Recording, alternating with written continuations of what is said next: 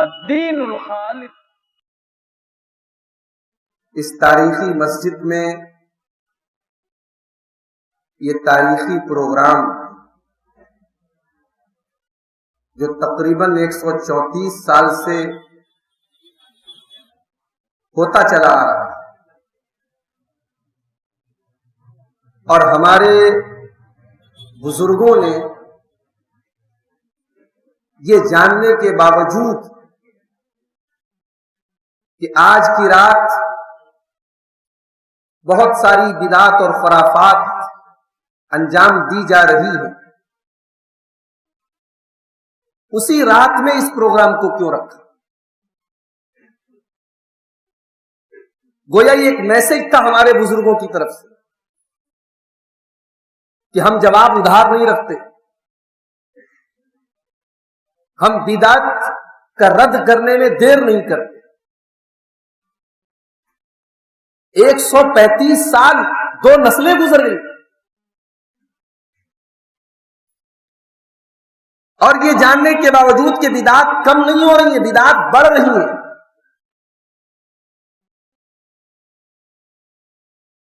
کہیں بڑا اچھا جملہ میں نے پڑھا تھا کہ بدعت جو ہوتی ہے یہ بانج نہیں ہوتی، بدعت ہر سال کوئی نیا بچہ دیتی. ہمارے بچپن میں 12 ربیع الاول کی تاریخ کو کہا جاتا تھا کہ 12 وفات ہے صاحب. میں اپنے بچپن کی بات کر رہا ہوں، میں بہت زیادہ میری عمر نہیں. کوئی جلوس نہیں نکلتا تھا، اور آج حالات یہ ہے کہ صاحب جلوس بھی نکل رہا ہے، کیک بھی کٹ رہا ہے، پروگرام بھی ہو رہے ہیں، اور اب 12 وفات کا نام بدل کے اس کا نیا نام رکھ دیا گیا عید میلاد. اور لکھ لیجئے میری بات، اگر آپ زندہ رہیں گے 10 سال بعد کچھ اور نیا اپڈیٹ آئے، اس میں کچھ اور نئی چیزیں ایڈ ہو جائیں گی، کیونکہ بدعت جو ہوتی ہے یہ اپڈیٹ ہوتی رہتی ہے. اسلام اپڈیٹ نہیں ہوتا، اسلام آلریڈی اپڈیٹڈ ہے. 1400 سال پہلے اسلام کا جو ورژن جناب محمد رسول اللہ صلی اللہ علیہ وسلم نے ہمیں دیا تھا وہ ہر اعتبار سے اپڈیٹڈ ہے، اور اس دین کو اپڈیٹ کرنے والا اللہ ہے. اليوم اکملت لکم دینکم واتممت علیکم نعمتی ورضیت لکم الاسلام دینا.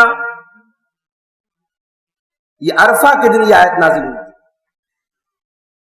اللہ کے رسول صلی اللہ علیہ وسلم جو حج فرمایا اپنے زندگی کا پہلا اور آخری حج، جس کو ہم حجۃ الوداع کہتے ہیں، ودا نہیں، واو کے اوپر زیر نہیں، واو کے اوپر زبر ہے، حجۃ الوداع صحیح لفظ ہے ودا. حجۃ الوداع میں عرفہ کے دن یہ آیت نازل ہوئی، اور اللہ نے اعلان کر دیا کہ آج کے دن میں نے دین کو مکمل کر دیا. اور اسی آیت کو پڑھ کر کے امام مالک رحمۃ اللہ علیہ نے کہا تھا ما لم یکن یومئذ دینا فلا یکون اليوم دینا، کہ او لوگوں کان کھول کر کے سن لو، یہ رب کا قرآن کہہ رہا ہے کہ آج دین مکمل ہے. تو جس دن قرآن کی یہ آیت نازل ہوئی اس دن جو چیز دین کا حصہ نہیں تھی وہ آج بھی دین کا حصہ نہیں ہو سکتی. امام مالک کا پیدا ہوئے سن 100 ہجری، نبی کی وفات کے 90 سال بعد، اور میں آج بات کر رہا ہوں آپ کے سامنے 1450 سال بعد تقریباً.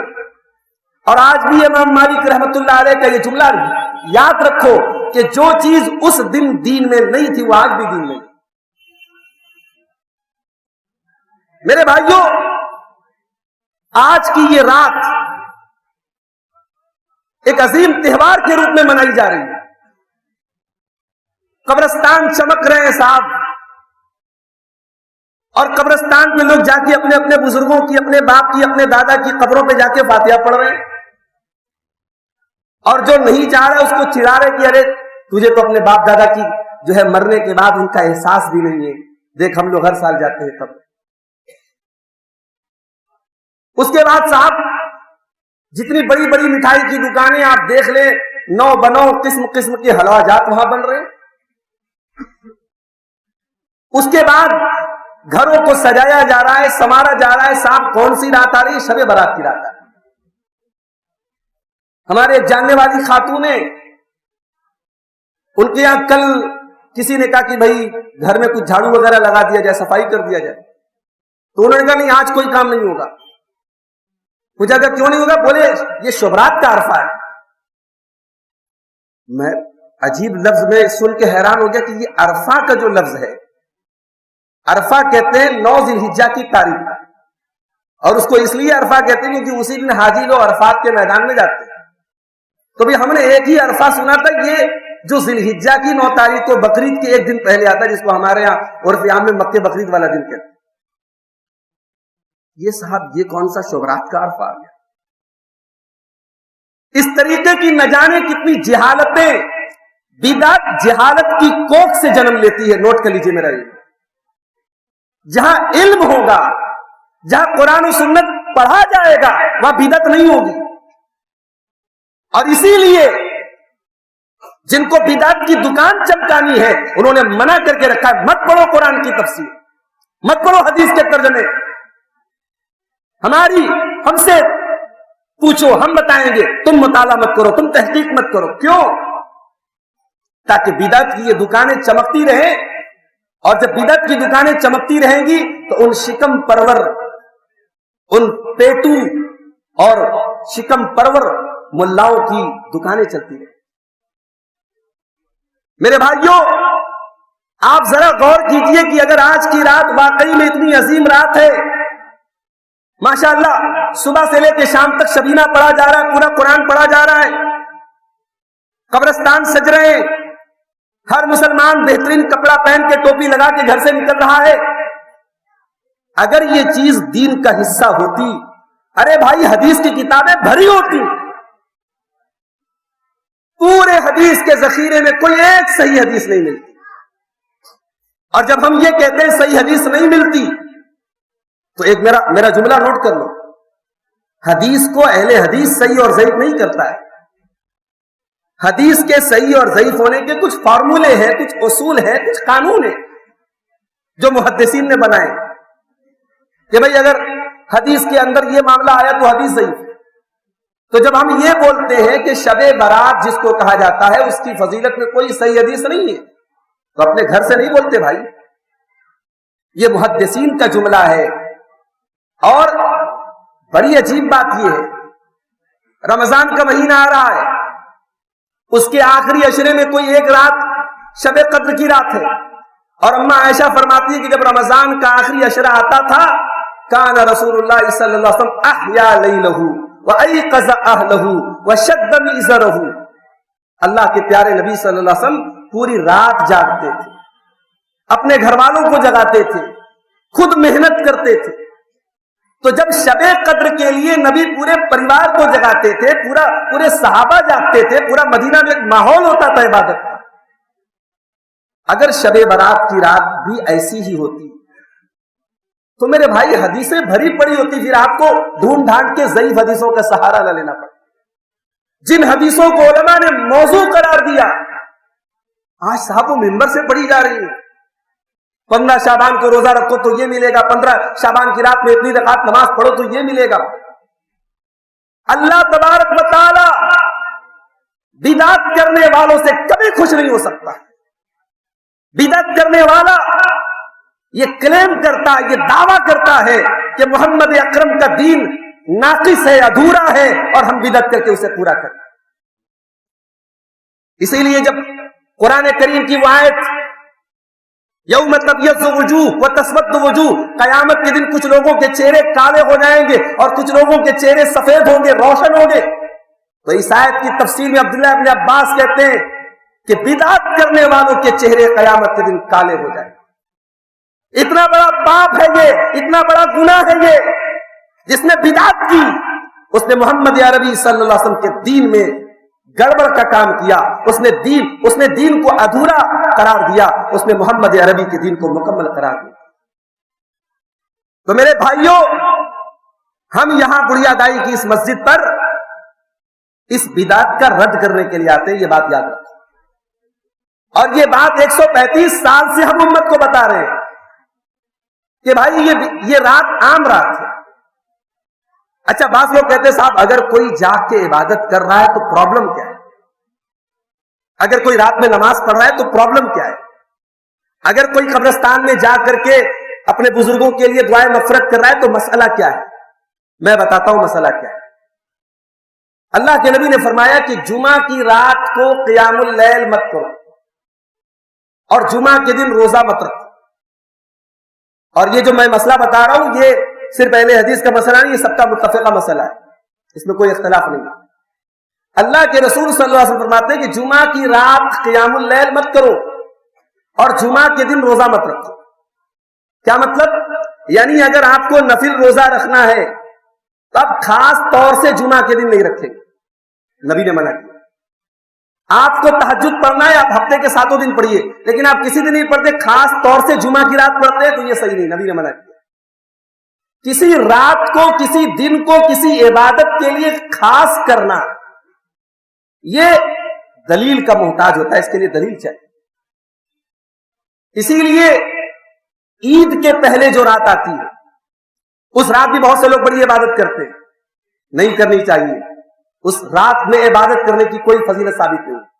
پورے رمضان آپ نے تہجد پڑھا، تراویح پڑھی، عید کا چاند آ گیا، اس رات کو نارمل طریقے سے گزارو بھائی، صبح عید کی نماز پڑھو، کیونکہ اس رات نبی نے کچھ نہیں کیا ہے۔ ہمارا کہنا یہی ہے میرے بھائی، ہمیں عبادت سے پرابلم نہیں ہے، ہمیں بدعت سے پرابلم ہے۔ اور آج امت کے حالات آپ دیکھیں، ہر طرف جوتے کھا رہے ہیں۔ جو امت اتنے جوتے کھا رہی ہے اس کے باوجود بھی بدعات میں اور خرافات میں بڑھ چڑھ کر کے حصہ لے رہی ہے۔ یہ افسوس کی بات نہیں ہے؟ وہ مسلمان جو سال بھر مسجد میں جھانکنے نہیں آتا، اسے شب برات کے حلوے میں دین نظر آ رہا ہے۔ وہ مسلمان جس نے اپنے باپ کی زندگی میں کبھی قدر نہیں کی، اپنے باپ کی کبھی بات نہیں مانی، اور مرنے کے بعد ہر سال باپ کے نام سے فاتحہ پڑھ کے جو ہے حلوہ بخش رہا ہے اور حلوہ لوگوں کو بانٹ رہا ہے، کون سی محبت ہے میرے؟ یہ دین شارٹ کٹ کا نام نہیں ہے، یہ دین ہماری من مرضی کا نام نہیں ہے۔ دین نام ہے اللہ کی اور اس کے رسول کی اطاعت کا، دین نام ہے رب کے قرآن کا، اور دین نام ہے مصطفیٰ کے فرمان کا۔ مجھے ذمہ داروں نے موضوع دیا ہے محبت رسول، بڑا ایموشنل ٹاپک ہے، بڑا جذباتی ٹاپک ہے۔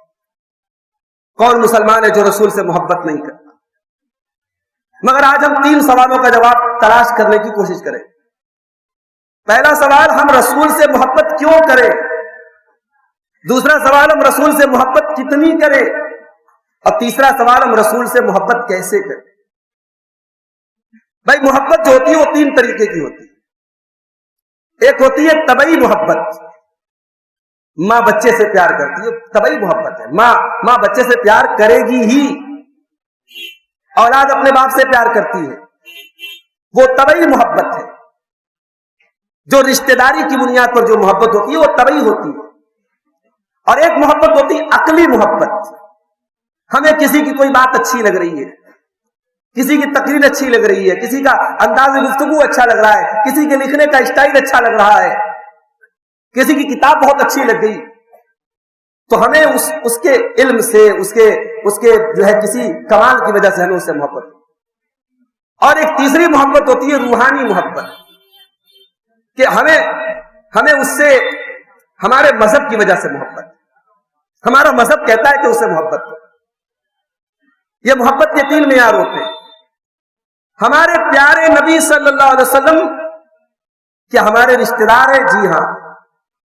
کیا رشتہ ہے ہمارا؟ نبی اس امت کے روحانی باپ ہیں، نبی اس امت کے روحانی باپ ہیں، اور ہم سب اپنے نبی کی روحانی اولاد ہیں۔ اور جملہ نوٹ کرو، اگر حق کی بات آئے تو ایک امتی کے اوپر سب سے بڑا حق اس کے نبی کا ہے۔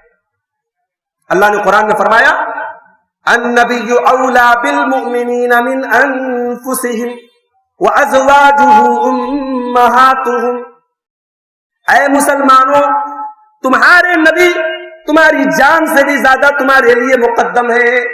اگر موقع آئے تو اپنے نبی کے لیے تم جان دے دو، جان سے بھی بڑھ کے تمہیں عزیز ہونے چاہیے تمہارے نبی، اور نبی کی تمام بیویاں تمہاری مائیں ہیں۔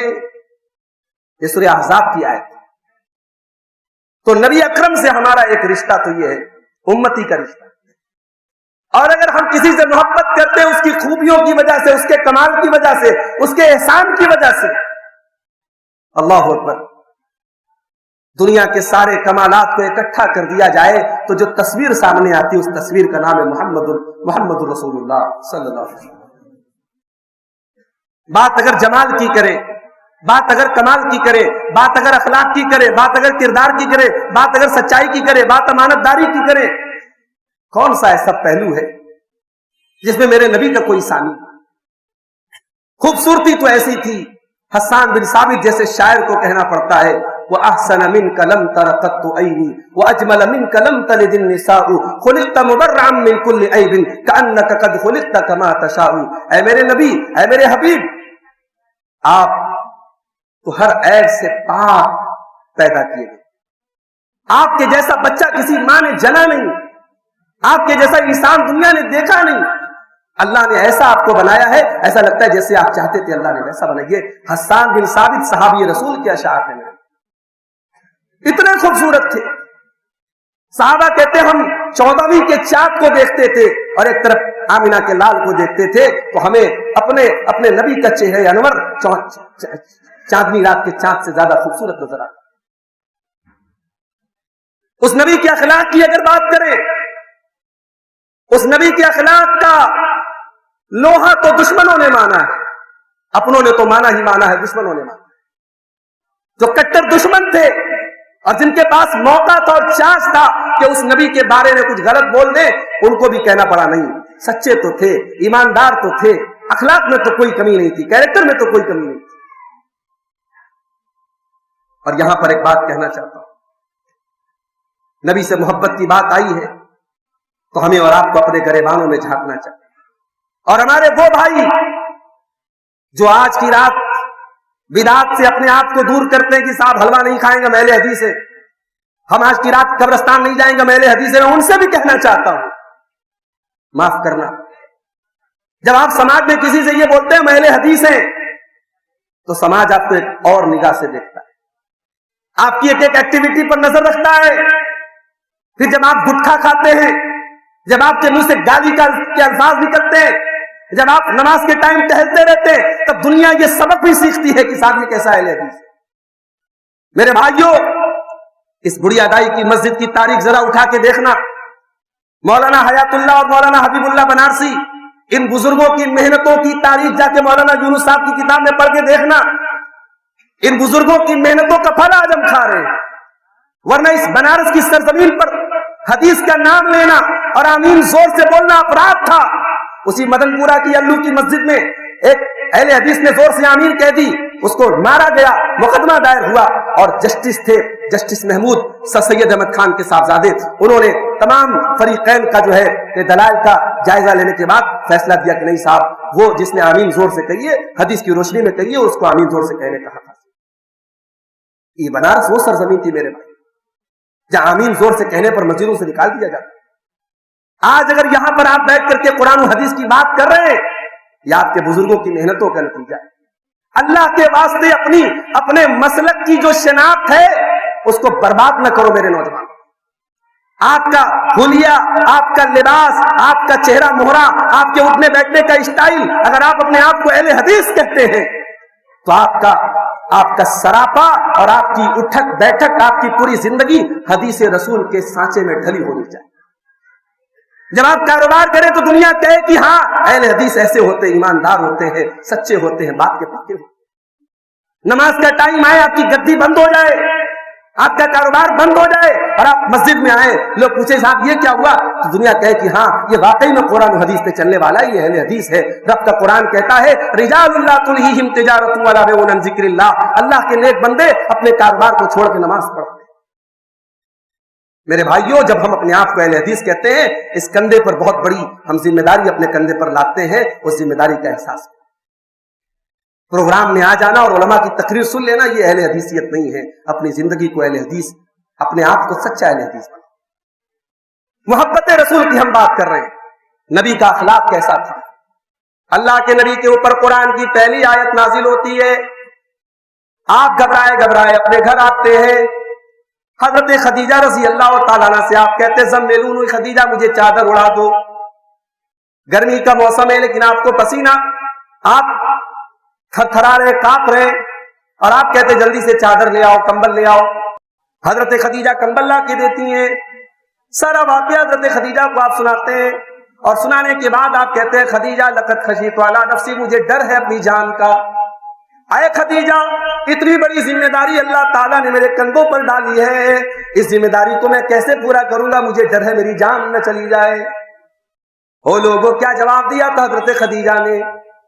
کہا اے اللہ کے، اے میرے سرتاج، ہے میرے شوہر، کلا واللہ ما یخزیک اللہ ابدا، اللہ تبارک و تعالیٰ کبھی آپ کو ذلیل نہ کرے گا، کبھی آپ کو رسوا نہ کرے گا۔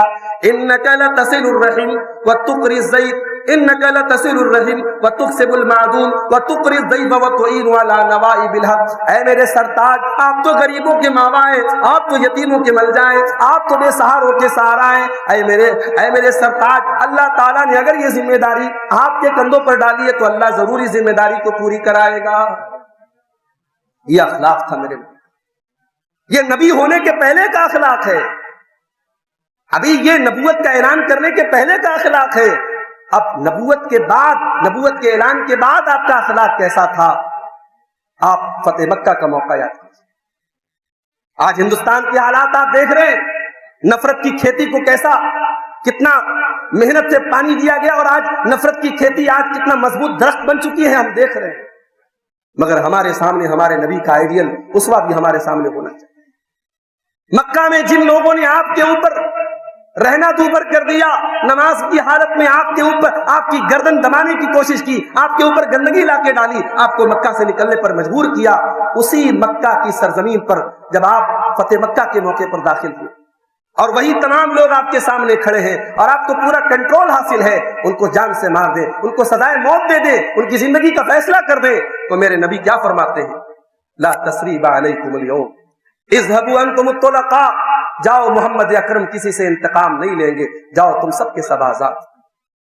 ظالم سے لیا ظلم کا بدلہ نہ کسی وقت، مارا بھی تو اخلاق کی تلوار سے مارا۔ یہ میرے نبی کا اخلاق تھا میرے بھائی۔ اس نبی سے ہم محبت کیوں نہ کریں؟ اور بات اگر احسان کی کرتے ہو کہ بھائی دنیا میں باپ کا احسان ہے، باپ سے محبت ہے، ماں کا احسان ہے، ماں سے محبت ہے، استاد کا احسان ہے، استاد سے محبت ہے، نبی کا احسان کیا ہے؟ اللہ اکبر۔ نبی کا احسان یہ ہے، نبی نے طائف میں پتھر کھائے ہماری اور آپ کی خاطر۔ اس نبی کو کیا فائدہ تھا؟ اس نبی کو کس چیز کا لالچ تھا کہ طائف کی وادی میں اس نبی کے اوپر پتھر برسائے جا رہے ہیں اور وہ نبی لہو لہان ہو کر کے طائف کی وادی سے نکلتے ہیں۔ اس نبی نے احد کے میدان میں اس نبی کے چہرے کو زخمی کیا گیا، دانت ٹوٹے، پورا چہرہ لہو لہان ہو گیا، پورا چہرہ خون سے بھر گیا۔ اس نبی نے کون سی اذیت نہیں سہی میرے بھائی، کون سا تانا نہیں سنا، کون سی لوگوں کی گالی نہیں سنی؟ اس نبی نے یہ اذیت کس لیے برداشت؟ اس نبی کی زندگی کا مشن کیا تھا؟ ایک ہی مشن تھا، ایک ہی مشن تھا، اللہ کے بندے ہدایت پر آ جائے۔ فَلَعَلَّكَ بَاخِعٌ نَفْسَكَ عَلَىٰ آثَارِهِمْ إِن لَّمْ يُؤْمِنُوا بِهَٰذَا الْحَدِيثِ أَسَفًا۔ اے نبی، آپ کو لوگوں کے ایمان لانے کی اتنی چنتا ہے، اتنی فکر ہے، اتنی ٹینشن ہے کہ کہیں ایسا نہ ہو کہ اس ٹینشن میں آپ اپنے آپ کو بھلا دیں، اپنے آپ کو ختم کر دیں۔ اللہ قرآن میں کہہ رہا ہے اس نبی کا مشن یہ ہے انسان راستے پر آ جائے، انسان اللہ کا بندہ بن جائے، انسان جہنم سے بچ جائے۔ اس نبی کا احسان، وہ نبی آج ہم راتوں میں سوئے رہتے ہیں، فجر کی نماز میں غائب رہتے ہیں، وہ نبی راتوں میں ہمارے لیے رویا کرتے تھے۔ سلام اس پر جو امت کے لیے راتوں کو روتا تھا، سلام اس پر جو فرش خاک پر جاڑے میں سوتا تھا، سلام اس پر کہ جس کے گھر میں چاندی تھی نہ سونا تھا، سلام اس پر کہ ٹوٹا بوریا جس کا بچھونا تھا۔ اس نبی نے رات کو آنسو بہائے اپنی امت کے، اسی لیے اللہ قرآن میں کہتا ہے لقد جاءکم رسول من انفسکم عزیز علیہ ما عنتم حریص علیکم بالمؤمنین رؤوف الرحیم. او لوگو، ہم نے تم کو وہ نبی دیا ہے جو جان سے زیادہ تم سے پیار کرتے ہیں. تمہاری تکلیف کو وہ برداشت نہیں کر سکتے، تمہارے دکھ کو وہ برداشت نہیں کر سکتے. کبھی موقع ملے نا، ایک کتاب ریکمینڈ کر رہا ہوں، علامہ سلیمان منصور پوری رحمت اللہ علیہ کی کتاب ہے. کتاب کا نام ہے رحمت للعالمین. یہ اپنے دور میں سیرت کی نمبر 1 کتاب ہے. زبان تھوڑی ٹف ہے کیونکہ اس زمانے کی اردو کے حساب سے لکھی گئی ہے. آپ علماء کی مدد سے، ڈکشنری کی مدد سے جہاں آپ کو مشکل آئے پڑھ سکتے ہیں، لیکن پڑھیے گا ضرور ایک بار زندگی میں. بڑی محبت میں ڈوب کے لکھی گئی. علامہ سلیمان منصور پوری نے کہیں کہیں کمپیئر کیا ہے کہ محمد الرسول اللہ کی شریعت میں کیا خاص بات ہے جو اور شریعتوں میں نہیں. ہماری شریعت میں قدم قدم پر اللہ تعالیٰ نے اتنی سہولتیں دی ہیں، اتنی آسانیاں دی ہیں میرے بھائیوں. یہ اس نبی کی رحمت ہے، یہ اس نبی کا احسان ہے. اس نے ایسی شریعت ہم کو عطا فرمائی. اس نبی سے ہم محبت کیوں نہ کریں میرے بھائی؟ اب سوال پیدا ہوتا ہے کتنی محبت کریں، کتنی محبت کریں؟ آئیے قرآن سے جواب پوچھتے ہیں. سورہ توبہ کی 24 نمبر کی آیت، قُلْ إِنْ كَانَ آبَاؤُكُمْ وَأَبْنَاؤُكُمْ وَإِخْوَانُكُمْ وَأَزْوَاجُكُمْ وَعَشِيرَتُكُمْ وَأَمْوَالٌ اقْتَرَفْتُمُوهَا وَتِجَارَةٌ تَخْشَوْنَ كَسَادَهَا وَمَسَاكِنُ تَرْضَوْنَهَا. اللہ نے 8 چیزوں کا نام لیا ہے، اور یہ 8 چیزیں وہ ہیں جو ہر انسان کو پسند ہے، ہر انسان جان سے رکھتا ہے.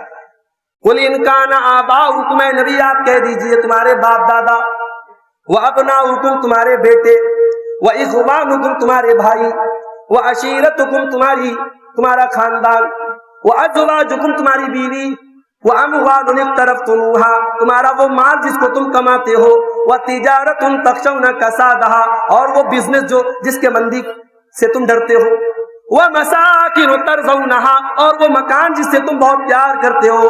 اللہ فرماتا ہے یہ 8 چیزیں ہیں، احب الیکم من اللہ ورسولہ وجہاد فی سبیلہ فتربصوا. اگر یہ 8 چیزیں تم کو اللہ سے زیادہ پیاری ہو جائیں، اس کے رسول سے زیادہ پیاری ہو جائیں، اور اللہ کی راہ میں جہاد سے زیادہ پیاری ہو جائیں، فتربصوا تو تم اللہ کے عذاب کا انتظار کرنا. بہت بڑی بات کہہ دی اللہ.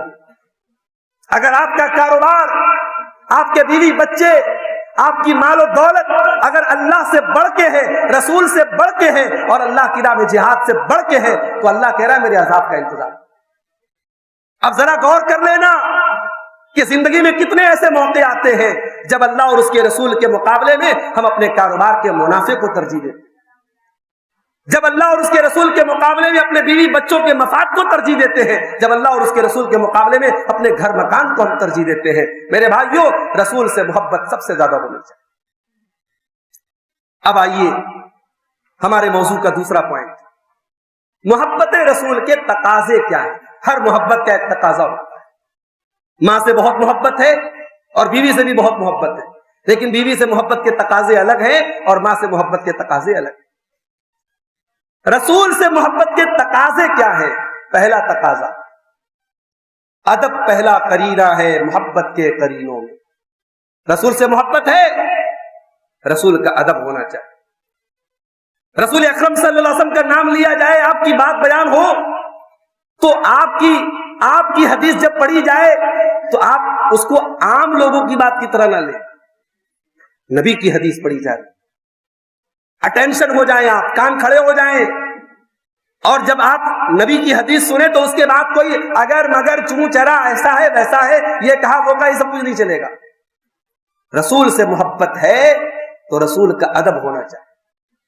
کتنا ادب ہونا چاہیے؟ آئیے قرآن سے پوچھتے ہیں.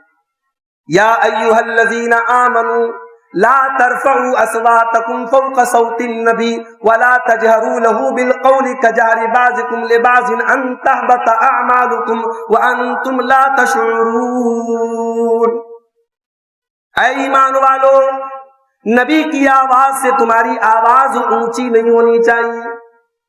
جیسے تم ایک دوسرے سے چلا چلا کے بات کرتے ہو، اونچی آواز میں بات کرتے ہو، اپنے نبی سے خبردار چلا کے بات نہ کرنا. اللہ اکبر. اللہ قرآن میں اپنے نبی کے صحابہ کو نبی کا مقام بتا رہا ہے، نبی کا مرتبہ بتا رہا ہے کہ اے میرے نبی کے صحابہ، جب تم نبی سے بات کیا کرو، جب نبی سے گفتگو کیا کرو تو بڑے محبت سے، بڑی نرمی سے بات کیا کرو، چلا کے کبھی بات نہ کیا کرو۔ ایک صحابی تھے حضرت ثابت بن قیس رضی اللہ تعالی۔ بعض لوگ ہوتے ہیں ان کی آواز نیچرلی کچھ اونچی ہوتی ہے، ان کو لاؤڈ اسپیکر کی ضرورت نہیں پڑتی۔ حضرت ثابت بن قیس کی آواز نیچرلی اونچی تھی، وہ بولتے تھے تو بہت تیز آواز آتی تھی۔ جب قرآن کی یہ آیت نازل ہوئی کہ اگر تم نے نبی سے اونچی آواز میں بات کی تو تمہارے اعمال برباد ہو جائیں گے، تمہاری نیکیاں برباد ہو جائیں گی، ثابت بن قیس رضی اللہ تعالیٰ عنہ اپنے گھر میں جا کے بیٹھ گئے۔ کہا میں نہیں جاؤں گا نبی کے پاس، مجھے اپنی نیکیاں برباد نہیں کرنی ہے، میری آواز بڑی اونچی ہے۔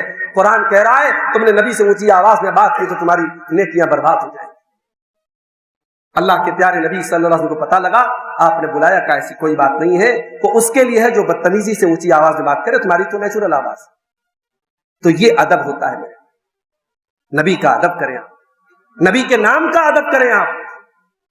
اور ادب میں ہی شامل ہے کہ آپ نبی اکرم کا جب نام آئے تو درود پڑھیں۔ ہمارے بارے میں یہ بھی کہا جاتا ہے صاحب یہ لوگ درود نہیں پڑھتے۔ نبی کے اوپر درود تو جب بھی نام لیا جائے صلی اللہ علیہ وسلم، کیا یہ درود نہیں ہے؟ یہ درود ہے اور ہم یہ پڑھتے، اور ہر نماز میں ہم اللہم صلی علی محمد جو درود ابراہیمی ہے وہ ہم پڑھتے۔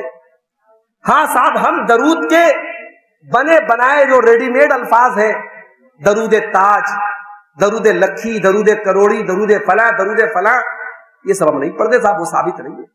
جو ثابت ہے وہ ہم پڑھتے، اور درود پڑھنا چاہیے۔ اور درود پڑھنے سے ایک بات آپ کو بتاؤں، حضرت ابی بن کعب رضی اللہ تعالیٰ نے ایک مرتبہ اللہ کے نبی سے پوچھا تھا کہ اے اللہ کے نبی، میں جب دعا کرتا ہوں تو اپنی دعا میں کچھ دیر تک میں آپ پر درود پڑھتا ہوں، تو میں اپنی دعا کا کتنا پرسنٹ حصہ آپ کے اوپر درود کے لیے الگ کر دوں؟ اللہ کے نبی نے کہا تمہاری مرضی۔ انہوں نے کہا کہ اگر میں اپنے دعا کا 1/4 حصہ الگ کر دوں، وہ آپ کے لیے درود کے لیے خاص کر دوں، تو آپ نے فرمایا اگر اور بڑھا لو تو اور اچھا ہے۔ پھر انہوں نے 1/3 کہا، پھر انہوں نے آدھا کہا، پھر انہوں نے 2/3 کہا، پھر انہوں نے کہا کہ اللہ کے نبی میں جو الگ سے دعا کرتا ہوں میں وہ پوری اب دعا نہیں کروں گا، اب آپ کے اوپر درود پڑھوں گا، اتنی دیر آپ کے اوپر درود پڑھوں گا۔ تو جب اللہ کے نبی نے یہ سنا کہ حضرت ابی بن کعب اتنے پورے وقت درود پڑھنے کی بات کر رہے ہیں، تو آپ نے فرمایا اذن تخفى حمک ویغفر لک ذنبک، اے ابی بن کعب اگر تم واقعی میں ایسا کرو گے تو اللہ تمہارے سارے غم دور کر دے گا اور تمہارے گناہ معاف کر دے گا۔ تو نوٹ کر لو، درود پڑھنے سے گناہ معاف ہوتے ہیں اور درود پڑھنے سے غم دور ہوتے ہیں، اس لیے اٹھتے بیٹھتے بھی درود شریف پڑھا کرو۔ درود پڑھنا بھی بہت بڑی نیکی ہے اور اللہ کے رسول سے محبت کا تقاضا ہے۔ نبی سے محبت ہے تو نبی کی اتباع کرو، نبی کی اطاعت کرو، اور نبی کی جب اطاعت کرو تو وداؤٹ اینی کنڈیشن، بغیر کسی شرط کے نبی کی اطاعت کرنا ہے تو کرنا ہے، نبی کی اتباع کرنا ہے تو کرنا ہے۔ نبی کی بات آنے کے بعد پھر کچھ نہیں چلے گا۔ وما كان لمؤمن ولا مؤمنة اذا قضى الله ورسوله امرا ان يكون لهم الخيرة من امرهم، اللہ فرماتا ہے کسی مومن کو کے لیے جائز نہیں، کسی مومن عورت کے لیے جائز نہیں کہ جب اللہ کا فیصلہ آ جائے، جب رسول کا فیصلہ آ جائے تو پھر اس کے پاس اپنا کوئی آپشن بچے، اپنا کوئی اختیار بچے۔ اللہ کا فیصلہ آ گیا، نبی کا فیصلہ آ گیا، بس سر تسلیم خم ہے، سرنڈر کر دو وہیں پر۔ یہ ہے رسول کی اطاعت۔ نعرہ لگانے کا نام محبت نہیں ہے، نبی کی محبت کے نام پہ جھومنے کا نام محبت نہیں ہے، نبی کا نام نامی آئے انگوٹھے کو آنکھ سے لگا لیا، یہ محبت نہیں ہے۔ نبی سے اصلی محبت یہ ہے، نبی سے سچی محبت یہ ہے، نبی کی اطاعت کی جائے، نبی کی اتباع کی جائے، نبی کی سیرت کو سینے سے لگایا جائے۔ میرے بھائی، ایک صحابی اللہ کے نبی کے پاس آئے، کہا اے اللہ کے نبی بڑی محبت کرتا ہوں آپ سے، اے اللہ کے نبی بڑی محبت کرتا ہوں آپ سے، اور جب آپ کی یاد آتی ہے دوڑا دوڑا آپ کے پاس چلا آتا ہوں۔ اے اللہ کے نبی میں سوچتا ہوں کہ کبھی وہ دن بھی آئے گا جب آپ اللہ کو پیارے ہو جائیں گے، میں بھی چلا جاؤں گا، آپ تو نبیوں کے ساتھ چلے جائیں گے، میں تو عام آدمی ہوں۔ اے اللہ کے نبی میں جنت میں آپ کا دیدار کیسے کروں گا، میں آپ کو کیسے دیکھوں گا؟ صحابی کا جواب نبی نے کچھ نہیں دیا۔ اللہ کے پیارے نبی خاموش ہو گئے. کچھ دیر کے بعد حضرت جبریل قرآن کی آیت لے کر کے آئے. سورہ نساء کی آیت نمبر 69 آیت نمبر 69 لے کے آئے. وَمَن يُطِعِ اللَّهَ وَالرَّسُولَ فَأُولَٰئِكَ مَعَ الَّذِينَ أَنْعَمَ اللَّهُ عَلَيْهِمْ مِنَ النَّبِيِّينَ وَالصِّدِّيقِينَ وَالشُّهَدَاءِ وَالصَّالِحِينَ وَحَسُنَ أُولَٰئِكَ رَفِيقًا. جو اللہ کی اطاعت کرے گا، جو رسول کی اطاعت کرے گا، وہ قیامت کے دن اللہ کے نبیوں کے ساتھ رہے گا، وہ صدیقین کے ساتھ رہے گا، وہ شہیدوں کے ساتھ رہے گا، وہ اولیاء اللہ کے ساتھ رہے گا. نبی کی اطاعت کرنے والا اولیاء اللہ کے ساتھ رہے گا.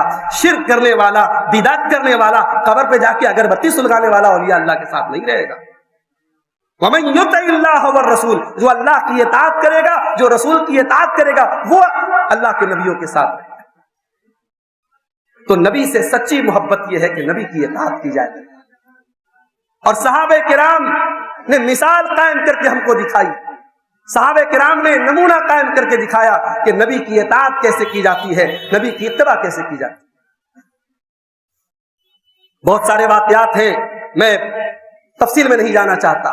بس اتنا آپ سمجھ لیں کہ ہمیں نبی سے اگر محبت ہے تو ہمیں نبی کی اطاعت کرنا ہے. وَمَا آتَاكُمُ الرَّسُولُ فَخُذُوهُ وَمَا نَهَاكُمْ عَنْهُ فَانْتَهُوا. رسول جو دے دے لے لو، رسول جس سے منع کرے رک جاؤ. یہ ہے اسلام، یہ ہے نبی کی محبت. اور آگے بڑھیں. نبی سے محبت ہے تو بدعت سے بچو. اس لیے کہ بدعت کہتے ہیں اس سکے کو جس پر نبی کی مہر نہیں ہے، اس کرنسی کو جس پر نبی کی سگنیچر نہیں ہے.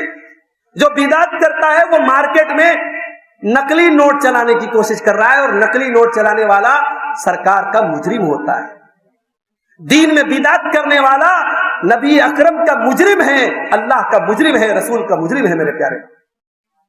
اسی لیے اللہ کے نبی فرماتے ہیں من احدث فی امرنا ھذا ما لیس منہ فہو رد. جس نے ہمارے دین کے اندر کوئی ایسا کام کیا جس پر ہمارا حکم نہیں ہے، جس کا حکم ہم نے نہیں دیا ہے، وہ عمل مردود کر دیا جائے گا، لوٹا دیا جائے گا. اس عمل کے اوپر کوئی ثواب نہیں ملے گا. اسی لیے بخاری اور مسلم کی روایت ہے جب اللہ کے پیارے نبی قیامت کے دن حوض کوثر پہ اپنے امتیوں کو کوثر کا جام پلائیں گے. کچھ لوگ آئیں گے، اللہ کے پیارے نبی ان کو کوثر کا جام پلانا چاہیں گے، فرشتے روک دیں گے. آپ کہیں گے اصحابی، آپ کہیں گے یہ تو میرے امت کے لوگ ہیں، میرے ماننے والے لوگ ہیں. فرشتے کہیں گے انک لا تدری ما احدثوا بعدک. اے اللہ کے نبی آپ نہیں جانتے انہوں نے آپ کے بعد دین میں کون کون سے نئے نئے کام نکالے تھے. اتنا سننا ہوگا کہ اللہ کے پیارے نبی فرمائیں گے سحقن سحقن لمن غیر بعدی. جس نے میرے دین میں تبدیلی کر دی، جس نے میرے دین میں بدعات نکال دی، اس کو دور لے کے چلے جاؤ، اس کو گھسیٹ کے جہنم میں لے کے چلے جاؤ. بدعت کا انجام بہت برا ہے میرے. بدعت کرنے والا نبی سے محبت کا دعویٰ تو کر سکتا ہے مگر نبی کی محبت حاصل نہیں کر سکتا. تو نبی سے محبت ہے تو بدعت سے بچو. اور یہ جو بدعت میں ہمارے یہاں تقسیم کی جاتی ہے، صاحب یہ بدعت اچھی ہے، یہ بدعت بری ہے. مرنے والا مر گیا، تیسرے دن ہم صاحب اس کی طرف سے بریانی بانٹ رہے ہیں، نام رکھ دیا تیجا. ہر سال برسی منا رہے، نام رکھ دیا برسی. 40ویں دن کھانا بٹوا رہے غریبوں میں، نام رکھ دیا 40واں. اب پوچھو صاحب یہ بدعت ہے تو کہتے ہیں یہ بدعت حسنہ ہے. کہ کوئی حسنہ وسنہ نہیں، یہ امت کو پھنسایا گیا ہے میرے. میں کہتا ہوں غریبوں کو اگر آپ کو صدقہ خیرات کرنا ہے اپنے میت کی طرف سے، اپنے باپ کی طرف سے، اپنے والدہ کی طرف سے، کبھی بھی کرو نا. اس کے لیے کھانا بنوانا ضروری نہیں ہے، اس کے لیے 40واں دن ضروری نہیں ہے. آپ میت کی طرف سے ٹیوب ویل لگوا دو کسی مسجد میں، کوئی کمرہ بنوا دو کسی مسجد میں، مدرسے میں، کسی مسجد میں قرآن کی پوری ایک باکس دے دو کہ آپ لوگ قرآن پڑھتے رہے. یہ تمام چیزیں صدقہ جاریہ میں آئے. یہ جو آپ نے بوجھ بنا دیا. اور میں اپنے بعض رشتہ داروں کو میں نے دیکھا، آج باپ کا انتقال ہوا، اگلے دن صاحب مسالہ کوٹا جا رہا ہے، پیاز کاٹی جا رہی ہے. میں نے پوچھا یہ کیا ہو رہا ہے؟ بولے تیجا کی تیاری ہو رہی ہے. کتنی بڑی بے غیرتی کی بات. آج باپ کا جنازہ نکلا ہے، اگلے دن دعوت کا اہتمام ہو رہا ہے اور سارا خاندان بیٹھ کے دعوت کھا رہا ہے. ہم ان بدعات کے مخالف ہیں میرے بھائی. یہ بدعات امت کی گردن پہ بوجھ بن کے ناسور بنی ہے. اور ان بدعات کی وجہ سے آج کتنے غریب گھروں میں جب کوئی میت ہوتی ہے بیچارے پریشان ہو جاتے ہیں کہ باپ کے کفن دفن کا انتظام کریں کہ بیٹھ کے تیسرے دن رشتہ داروں کو بریانی کھلائیں. تو بدعت ہر حال میں نقصان پہنچاتی ہے. اور آگے بڑھیے. نبی سے محبت ہے تو نبی کے مشن کا ساتھ. ہمیں نبی کے آنے کا جشن یاد رہا, ہمیں نبی کا مشن یاد نہیں رہا. نبی کا مشن کیا تھا؟ نبی کا مشن یہ تھا دنیا کے چپے چپے تک اسلام کو پہنچایا جائے. نبی کا مشن یہ تھا جو شرک کرنے والا ہے توحید کے راستے پہ آ جائے, جو شراب پینے والا ہے نشے کو چھوڑ دے, جو حرام کام کرنے والا ہے صحیح راستے پر آ جائے. یہ مشن آج ہم بھول گئے میرے بھائی, اور اسی لیے آج پوری دنیا میں ہماری کٹائی اور پٹائی ہو رہی ہے. اللہ نے قرآن میں فرمایا یا ایھا الذین آمنوا ان تنصروا اللہ ینصرکم ویثبت اقدامکم. اے ایمان والو, جب تم اللہ کے دین کی مدد کرو گے, جب تم اللہ کے دین کی نصرت کرو گے, تب اللہ تمہاری مدد کرے گا اور تمہارے قدم کو جما دے گا. تو نبی سے محبت ہے تو نبی کے مشن کی محبت. 24 گھنٹے میں دین کے لیے آپ نے کتنی محنت کی, کتنا پیسہ آپ نے خرچ کیا. آج افسوس کی بات ہے اتنا بڑا بنارس کا علاقہ, ہمارے یہاں مدرسوں میں جو پرائیویٹ ٹیچر پڑھاتے ہیں شرم آتی ہے ان کی تنخواہوں کو سن کر. یہ قوم بتائے 5,000 میں آج کس کا پریوار چل سکتا ہے؟ 5,000 میں کس کے بیوی بچوں کا پیٹ پالا جا سکتا ہے اس مہنگائی کے دور میں؟ اس پڑھانے والے ٹیچر کو جس کو 9 گھنٹے آپ قرآن و حدیث کی پڑھوانا چاہتے ہیں, اس کو آپ 5,000 روپے میں. آج بنارس کے اکثر مدارس میں جو پرائیویٹ تنخواہیں ان کا یہی حال ہے. مساجد میں آپ ساؤتھ میں چلے جائیں, ممبئی میں چلے جائیں, گجرات میں چلے جائیں, جو مساجد میں جو امام ہوتے ہیں اچھے کوالیفائڈ پڑھے لکھے اچھی تقریر کرنے والے اماموں کو رکھا جاتا ہے, 20,000 25,000 تنخواہیں دی جاتی ہیں. ہمارے یہاں صاحب 3-4 ہزار روپیہ میں کوئی محلے کا امام مل جائے یا کوئی فری میں مل جائے تو ہم صاحب اس کو کر دیجیے. کیوں کہ ہمارے پاس پیسے کی کمی ہے, اور دوسرے شہروں میں پیسہ بہت بھرا ہے, پیسے بہت, ہمارے دل نہیں ہے. علماء کے اوپر خرچ کرنے میں, دین کے اوپر خرچ کرنے میں, طلباء کے اوپر خرچ کرنے میں نانی مرتی ہے ہمارے دل اور ہمارے کلیجے بڑے چھوٹے ہیں میرے. اسی بنارس میں ہمارے علماء مدرسے چلاتے تھے. یہ کوئی دیہات کی بات نہیں, اسی بنارس شہر کی بات کر رہا ہوں. ہمارے دارا نگر میں مولانا ابوالقاسم صاحب بنارسی رحمۃ اللہ علیہ مدرسہ سعیدیہ چلاتے تھے. ان کے یہاں بچے افغانستان سے پڑھنے آتے تھے, لاہور سے پڑھنے, یہ آزادی کی پہلے کی بات بتا رہا ہوں, کراچی سے پڑھنے آتے تھے, امرتسر سے پڑھنے آتے تھے. پورے ہندوستان پاکستان اس زمانے میں جب سب ایک تھا, پورے ہندوستان پاکستان سے بچے آتے تھے, اور ان بچوں کے ٹفن بندے تھے, محلے کے گھروں سے ٹفن جاتے تھے. دل تھا بھائی, غریبی تھی, غربت تھی, لیکن دل تھا. آج ہمارے گھروں میں ٹائلس آ گئے, ہمارے گھروں میں ماربل آ گئے, ہمارے گھروں میں ڈیکوریشن آ گئے, مگر واللہ ہمارے دل چھوٹے ہو گئے. دین کے اوپر خرچ کرنے میں آج 10 روپے کا نوٹ, آج جمعہ کے دن جو بیچارے جو چادر لے کے گھومتے, گمچھا لے کے گھومتے ہیں, آپ آخر میں دیکھیے جب پیسہ گنتے سب سے زیادہ 10 کا نوٹ ملے گا. 10 کا نوٹ اگر سب سے زیادہ کہیں ملے گا نا, مسجدوں میں ملے گا. 10 کا آپ اپنے بچے کو 10 روپیہ دے دیں, وہ نہیں لینے کے لیے تیار ہے آج. تو کبھی غور کرنا کہ ہم دین کے بارے میں ہم کتنے سینسیٹیو. حالات یہ ہیں, آپ کی قوم کی بیٹیاں مرتد ہو رہی ہیں. بنارس کے کئی واقعات ہوئے کہ آپ کی قوم کی بچیاں, آپ کے سماج کی بچیاں مرتد ہو رہی ہیں. آپ کیا کر رہے ہیں صاحب؟ آپ بیٹھ کے بیڑی پی رہے ہیں, بیٹھ کے پان کھا رہے ہیں, بیٹھ کے اپنے بیٹوں کو سجائے ہوئے. اپنے بچوں کو بچاؤ, اپنی آنے والی نسلوں کو بچاؤ. یہ کانوینٹ میں, کالجوں میں اور اسکولوں میں پڑھنے والی آپ کی لڑکیاں, ان کو دین کون سکھائے گا میرے بھائی؟ انسٹاگرام تو دین نہیں سکھا رہا ہے, فیس بک تو دین نہیں سکھا رہا ہے. فیس بک بے حیائی سکھا رہا ہے, انسٹاگرام بے حیائی سکھا رہا ہے, یوٹیوب بے حیائی سکھا رہا ہے. آپ کی قوم کو, آپ کی بیٹیوں کو دین علماء کے ذریعے سکھایا جا سکتا ہے, مدرسے میں اساتذہ اور معلمات کے ذریعے سکھایا جا سکتا ہے. ہمارے اتنے بڑے علاقے میں ہماری قوم کی بچیاں دینی تعلیم حاصل کرنے جائے, ڈھنگ کے ادارے نہیں ہیں. ہماری قوم کے پاس اچھے اسپتال نہیں ہیں. ان سب چیزوں پر کام کرنے کی ضرورت ہے. الحمدللہ بہت پیسہ ہماری قوم کے پاس, مگر وہ پیسہ شادیوں میں حرام کے پیسے لٹانے کے لیے ہے. بڑے بڑے صاحب اسٹیٹس دکھانے کے لیے, سارناتھ کے پاس کوئی میرج ہال ہے 7 لاکھ 8 لاکھ کا, وہاں اپنا اسٹیٹس دکھانا ہو تو ہم وہاں شادی کرنے کو تیار. یہ اسٹیٹس اور یہ جھوٹی ناک اور یہ جھوٹی شان سب قبر میں لے کے چلے جائیں گے. نہ اسٹیٹس بچے گا, نہ نام بچے گا.